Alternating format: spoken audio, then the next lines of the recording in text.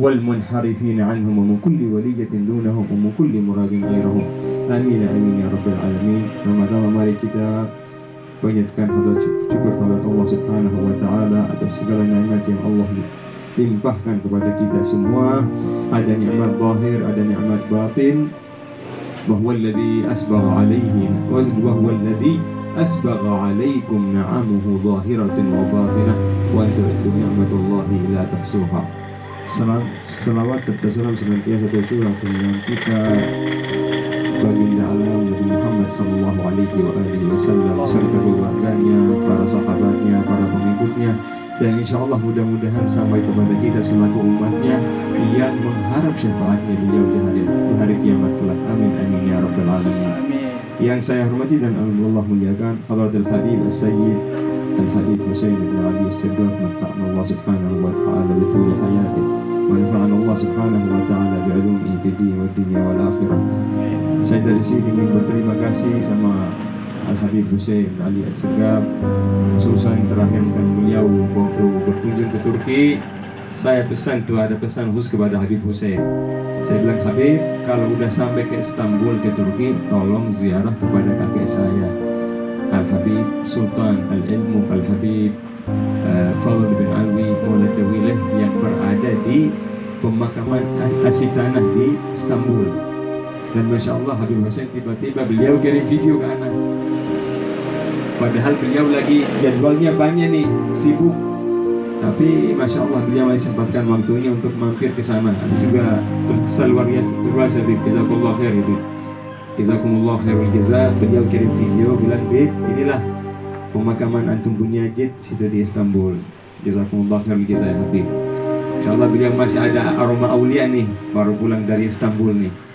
Dan juga mengenai acara malam ini, sejak Habib masih di Turki, saya udah bilang, Habib Husain nanti insya Allah kalau udah balik dari Turki, niatnya begini, tanggal 25 Desember kita bikin acara di rumah anak saya. Tapi beliau mengatakan jangan tanggal 25, kita lebih bagus bikin tanggal 31 malam tahun baru. Sekalian kita gabungan dengan jemaah dari Jakarta. Alhamdulillah berkahnya doanya beliau, acara ini terlaksana, alhamdulillah rabbil alamin. Maksud daripada kita ini berkumpul pada malam hari ini, malam tahun baru, untuk pertama zikrullah, kita ingin mengingatkan Allah subhanahu wa ta'ala, menyebut-nyebut nama Allah subhanahu wa ta'ala. Kedua, kita itu, ini tradisi kita Bani Alawi, para habaib. Ini orang yang faham tentang tariqah alawiyah, bahwa kita para habaib ini yang pegang teguh dengan ajaran tariqah Bani Alawi, seperti yang disebutkan oleh Al-Habib Zain bin Smith dalam kitabnya Al-Manhaj As-Sawi fi Manaqib Ali Ba'alawi, bahwa kita itu di setiap ada acara, di setiap ada roha gitulah. Roha itu tradisi daripada adab kita Al-Ba'alawi. Roha zikir, ya kan, atau roha doa itu tradisi kita, tradisi tariqah alawiyah itu. Nah, kita ini pegang teguh dengan aslafun as-salihin. Mudah-mudahan apa yang kita jalankan, kita mendapat syafaat dari kita punya kakek-kakek kita. Para hadirin dan hadirat yang dimuliakan Allah Subhanahu wa taala, yaqulu Allah Subhanahu wa taala di muhkam kitabih, a'udzu billahi minasyaitonir rajim, bismillahirrahmanirrahim, wa in tu'iddu ni'matallahi la tuhsuha. Artinya, jika kamu manusia menghitung-hitung nikmat Allah, maka kamu tidak akan sanggup untuk menghitungnya. Tapi secara tafsir sebenarnya mengatakan bahwa kamu manusia tidak akan dapat mencukuri nikmat Allah. Tidak ada yang mampu selain Rasulullah, tidak ada yang mampu mencukuri nikmat Allah kecuali baginda Nabi Muhammad sallallahu alaihi wasallam. Makanya kalau baca Samtud Durar, coba dihayatin aja lah Samtud Durar. Ketika Al-Habib Ali bin Muhammad Al-Habsyi radhiyallahu ta'ala mengatakan, ala hadzal 'abd alladhi waffa bihaqqil 'ubudiyah, hambamu ini Rasulullah sallallahu alaihi wasallam yang sudah mencapai makam, sudah mencapai hamba Allah yang sudah menjalankan kewajibannya daripada ibadah di dunia. Sehingga Nabi waktu datang ke dunia ini, kalau beliau nggak sholat, Rasulullah nggak dituntut sholat karena beliau sudah sempurna sallallahu alaihi wasallam. Cuman beliau didatangkan ke dunia untuk mengajarkan umatnya cara sholat, cara ibadah, cara zikir, cara wudhu. Bukan karena beliau itu masih kurang sholat atau kurang ibadah, karena semua gerak-geriknya Nabi Muhammad sallallahu alaihi wasallam adalah ibadah. Beliau la yantiqu 'anil hawa in huwa illa wahyun yuha. Nah, karena itu kita selalu sambung tawassul kepada Nabi Muhammad sallallahu alaihi wasallam, bahwa kita ini insyaallah bi karamati Muhammadin wa bi jahi Muhammadin wa bi 'azamati Muhammadin 'inda Allah, mudah-mudahan Allah terima segala ibadah kita. Kita ini selalu bertawassul kepada Allah Subhanahu wa taala demi Muhammad, agar Allah menerima amal soleh kita. Karena kalau enggak ada wasilah dari beliau, maka amal kita akan ditolak oleh Allah Subhanahu wa taala. Tambah wasilahnya beliau Nabi Muhammad sallallahu alaihi wasallam. Dan di sini kita harus tahu, paham bahwa yang dimaksud daripada nikmat yang dari ayat ini, bahwa nikmatnya baginda Nabi itu tidak akan kita dapat melunasi haknya. Jadi mereka itu yang belum paham tentang Nabi sallallahu alaihi wasallam, tentang makamnya di sisi Allah Subhanahu wa taala, yang mereka sebenarnya sering menistakan Nabi secara tidak sengaja, karena ma'rifatnya tentang Nabi Muhammad sallallahu alaihi wasallam minim sekali.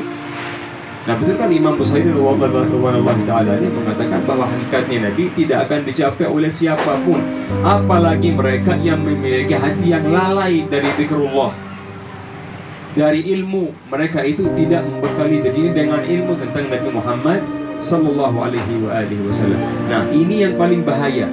Seseorang yang meninggal dunia belum mengenalkan nabinya, belum mengenal Rasulullah, itu mati wafatnya adalah wafat jahiliyah, walaupun dia mengaku muslim, tapi dia belum mengetahui tentang Nabi, keutamaannya Nabi, hak dan kewajibannya Nabi sallallahu alaihi wasallam terhadap kita, maka dia mati dalam keadaan jahiliyah.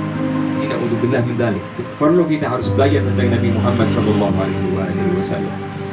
Makanya para aslaf kita meninggalkan, bagi kita kan banyak yang namanya maulid Nabi, berbicara soal apa? Soal sifatnya Rasulullah, akhlaknya Rasulullah, manaqibnya Rasulullah, silsilahnya Rasulullah, nasabnya Nabi sallallahu alaihi wasallam. Agar kita pelajari. Jangan cuma baca Samsud Durar, cuma tulisannya aja. Nah, ini Samsud Durar mengandung kata-kata yang bilang kata-kata kalam irfani, kata-kata yang mengandung irfan, yang mengandung tasawuf. Sehingga kalau orang itu kalau mau terjemahkan Samsud Durar, seandainya Husain keluarga Al-Habib Habib Ali Al-Habsyi mengizinkan orang untuk menerjemahkan Samsud Durar, saya yakin itu ada satu jilid mungkin. Samsud Durar yang kecil seperti ini kalau sudah diartikan ke dalam bahasa Indonesia, itu pasti akan menjadi satu jilid besar, karena mengandung kata-kata yang luar biasa, khususnya tentang Nabi Muhammad sallallahu alaihi wasallam. Nah, di situ juga Habib Ali Muhammad Al-Habsyi radhiyallahu anhu mengatakan begini tentang ayat bisyarah. Sedangkan di tengah kita kan ada yang namanya salat al-busyra sekarang sering diamalkan, tapi ada juga ayat al-busyra, di mana kita harus dahulukan ayat al-busyra sebelum salawat al-busyra. Yang dikatakan laqad ja'akum rasulun min anfusikum 'azizun 'alaihi ma 'anittum. Di situ Habib Ali bin Muhammad Al-Habsyi radhiyallahu anhu mengatakan, "Faman ja'athu hadhihi al-bisyarah wa talaqqaha bi qalbin salim, faqad hudiya ila siratal mustaqim." Tidak akan mati dalam keadaan jahiliyah ketika betul-betul dia menghayati, mempelajari ayat ini yang namanya al-ayat al-busyra ini, mempelajarinya dengan haknya dan mustahaknya.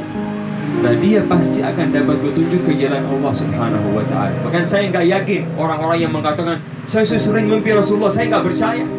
Orang yang mimpi Rasulullah sebelum memahami haknya Nabi, sebelum memahami derajatnya Nabi sallallahu alaihi wasallam, manaqibnya Rasulullah, sejarahnya Nabi, kedudukannya Nabi di sisi Allah Subhanahu wa ta'ala, itu nggak benar.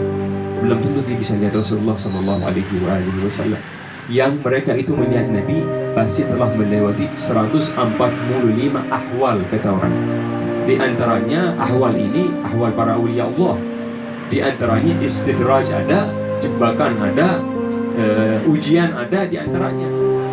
Selama belum bisa melewati 145 hal ini yang pernah dilewati oleh para awliya Allah, para wali dan para kutub, belum bisa melihat Nabi Sallallahu Alaihi Wasallam. Karena ini adalah orangnya sarirah.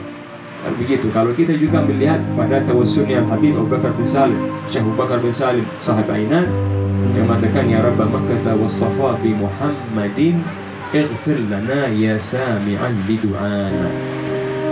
Coba kita hayati tawassul ini, mengandung kata-kata yang luar biasa, sehingga beliau mengatakan ya Rabb Makkah was-Safa bi Muhammadin, demi Muhammadin ampunilah segala dosa kita, segala perbuatan kita, segala kezaliman kita, demi Muhammad sallallahu alaihi wasallam. Di situ memohon kepada Allah agar meraih syafaatnya Nabi Muhammad sallallahu alaihi wasallam. Kalau orang tahu bukan sekedar ibtihal saja, ya kan, atau tawassul saja, tapi itu adalah dibaliknya memohon agar orang yang membaca tawassul ini dapat meraih syafaatnya Nabi Muhammad sallallahu alaihi wasallam. Seperti saya sering jelaskan, seluruh amal hari kiamat akan gugur. Seluruh amal, entah itu sholat kita, puasa kita, ibadah kita, haji kita, umrah kita, kecuali satu. Kullu amalin yakhsaru fil mizan illa muhabbati Muhammadin sallallahu alaihi wasallam. Setiap amal itu akan gugur, hancur ketika masuk dalam timbangan amal hari kiamat. Ketika ditimbang, hancur. Fala nuqimu lahum yaumal qiyamati wazna. Hancur amalnya sudah. Kenapa? Mungkin amalnya tidak ikhlas karena Allah, mungkin dia ada sifat riyanya, atau amal solehnya itu tidak sesuai dengan fikih, seperti sholat dan puasa dan wudu, tidak sesuai dengan syarat fikihnya, karena itu ditolak oleh Allah Subhanahu wa Ta'ala. Nah, ada juga yang enggak sah ibadahnya. Karena apa? Dicampuri imannya dengan perbuatan menyekutukan Allah. Dia musyrik kepada Allah. Na'udzubillah min dzalik. Karena itu kan amalnya digugurkan oleh Allah Subhanahu wa Ta'ala. Ya. Nah, karena itu siapa menolong kita? Kecuali mahabbatan Nabi sallallahu alaihi wasallam. Kita cinta kepada Nabi Muhammad. Nah, disitulah ketika ditimbang mahabbatur Rasul, ditimbang di medan fi mizan al-a'mal, maka seluruh perbuatan dosa kita akan gugur di situ. Sehingga ini orang akan diberikan syafaatnya baginda Nabi Muhammad sallallahu alaihi wasallam. Ballaghanallahu wa iyyakum syafa'atul Rasul sallallahu alaihi wasallam. Allahumma arzuqna fid dunya ziyaratah wa fil akhirati syafa'atah wa la tahrimna ya Rabbi fi jannatika suhbatah wa suhbati ali baitihi wa ashabihi innaka ala kulli syai'in qadir bil ijabati jadir. Rabbana zalamna anfusana wa lan taghfir lana wa tarhamna lanakunanna minal khasirin. Rabbana atina fid dunya hasanah wa fil akhirati hasanah wa qina bi rahmatika 'adzaban nar. Fadli subhana rabbika rabbil izzati amma yasifun wa salamun 'alal mursalin wa akhir da'wana alhamdulillahi rabbil alamin.